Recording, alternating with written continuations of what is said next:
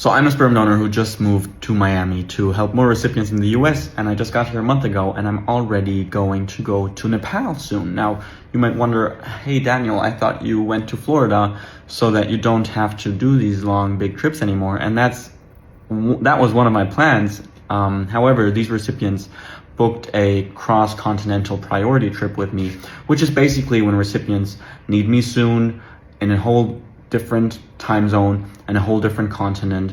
It's probably the most expensive trip a donor has ever gone on so far. I'm not saying this to brag, I'm saying this to show the value we donors put out there. And I'm also saying this because I think it's incredible and amazing that I get to have the opportunity to invest some of the money that I make, or actually all of it, into my health and future extended family opportunities. I believe a half-sibling and an incredibly strong family in Nepal will also be a great addition to the network of half-siblings that I try to offer to the recipients and especially their donor-conceived children. Now, this trip to Nepal is the very first time that I bought an at-home insemination kit for a recipient.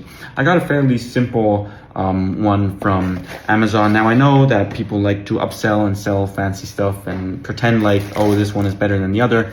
But basically at the end of the day, it has to be sterile and the swimmers have to go where they need to be. Now, why is this the first time I bought an at-home insemination kit myself?